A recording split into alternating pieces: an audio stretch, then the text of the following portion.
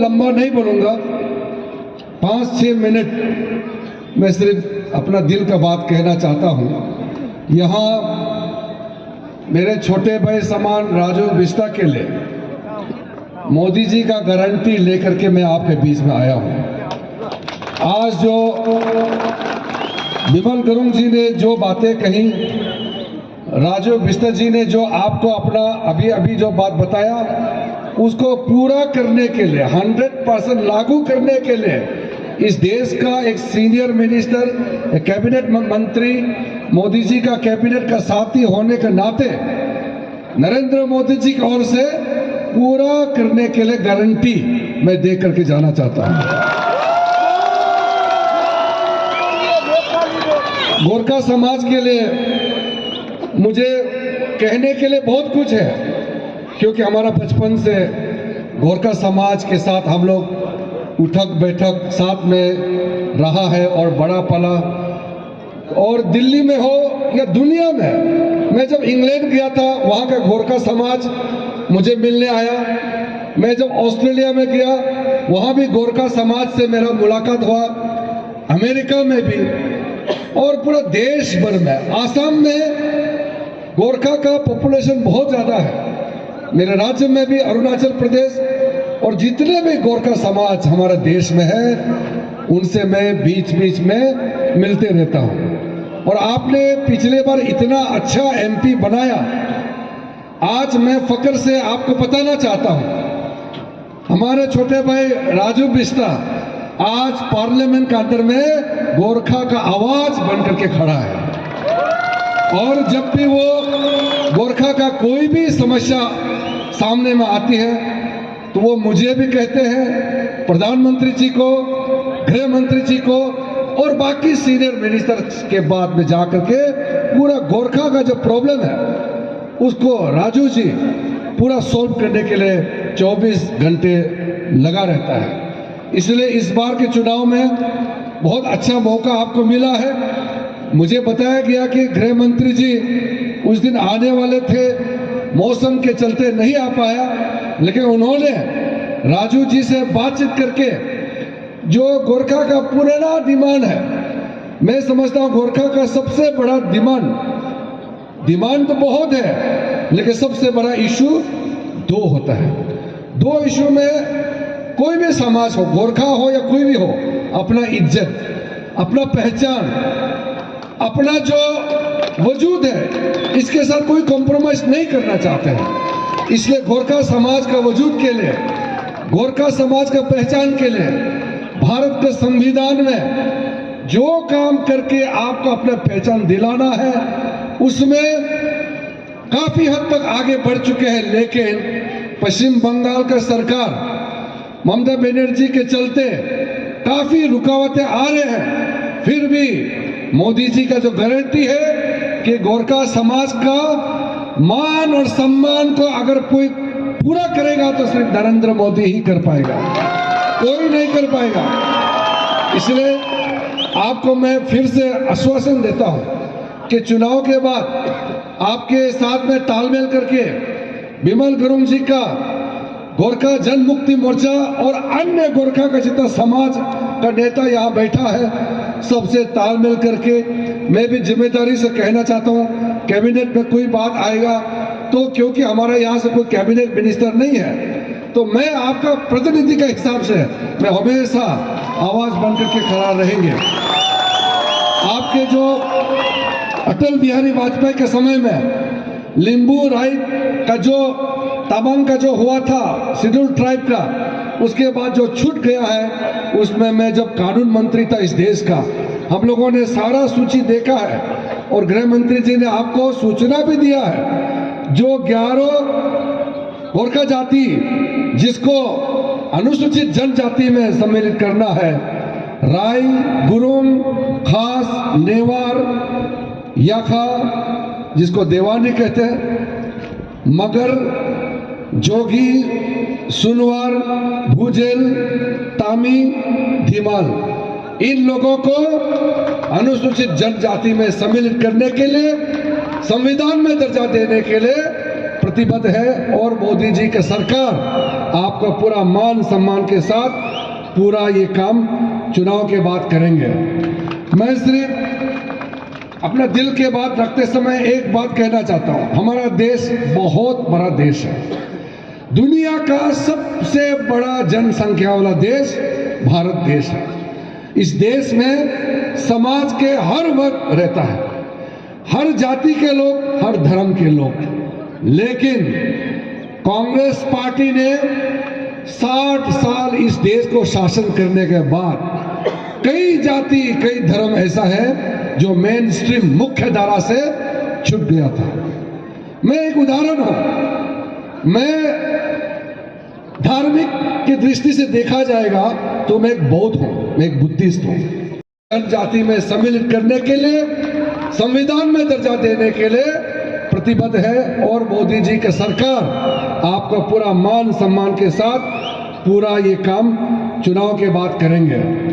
मैं सिर्फ अपना दिल के बात रखते समय एक बात कहना चाहता हूँ, हमारा देश बहुत बड़ा देश है, दुनिया का सबसे बड़ा जनसंख्या वाला देश भारत देश है।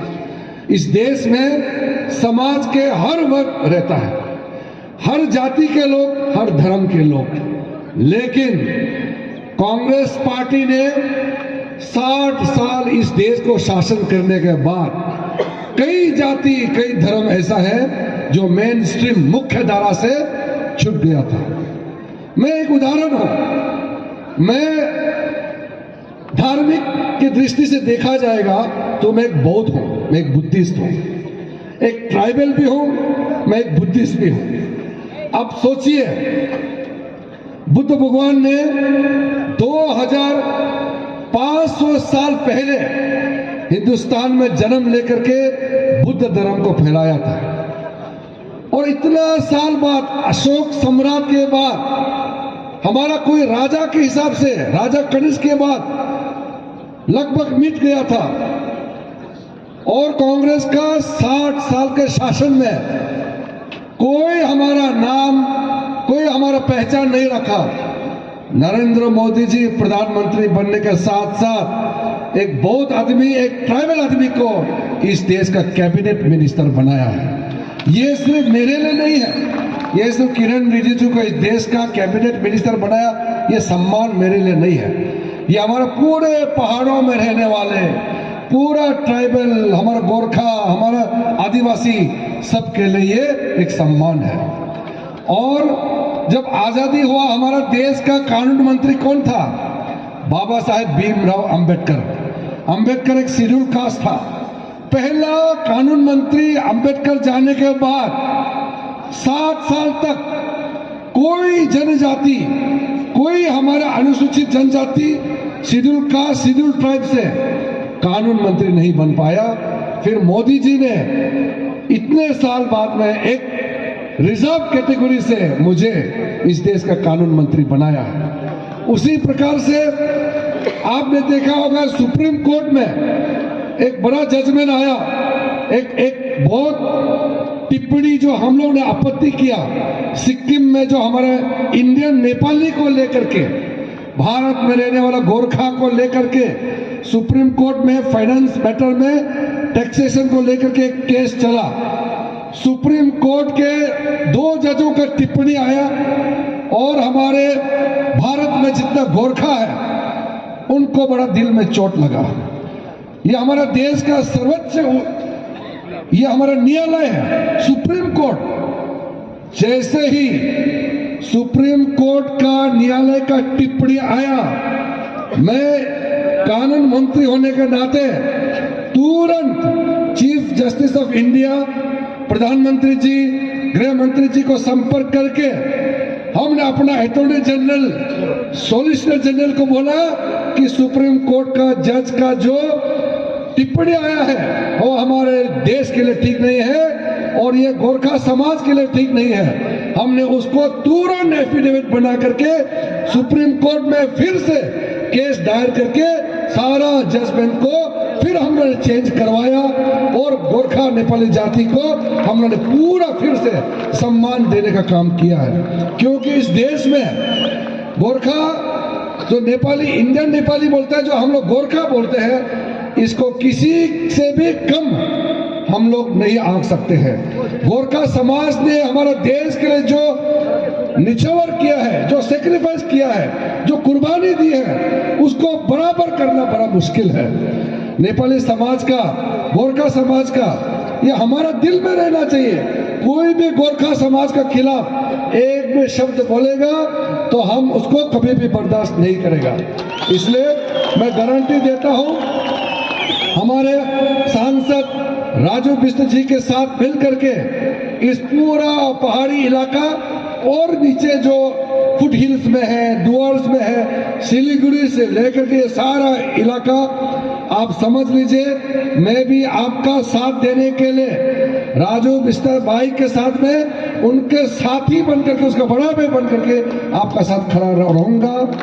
बहुत पॉइंट है, दार्जिलिंग और ये खरसोंग एरिया इलाका के लिए करोड़ों का पैसा पश्चिम बंगाल को जो दिया है, मेरा पास पूरा डॉक्यूमेंट है। मैं अभी रास्ता में भी देखा, कल भी देखा, इतना पैसा बेचने के बाद ममता बनर्जी का जो सरकार है, सारा का सारा पैसा इधर उधर करके आप तक नहीं पहुंचा रहा है। मुझे बड़ा चिंता है। मैं इसको डिटेल में इसलिए नहीं कहूंगा, ज्यादातर आपको ऑलरेडी इसके बारे में पता है, इसलिए मैं बहुत समय नहीं लेते हुए सिर्फ इतना ही कहना चाहता हूं कि आज दार्जिलिंग का जो चुनाव होने जा रहा है, ये सिर्फ भारतीय जनता पार्टी के लिए, राजू बिष्ट के लिए ही नहीं, ये दार्जिलिंग का फ्यूचर के लिए आप वोट डालने जा रहे हैं। ये आप सोचिए, जितना वोट भारतीय जनता पार्टी के कैंडिडेट राजू बिष्ट जी को एक एक वोट जो पड़ेगा,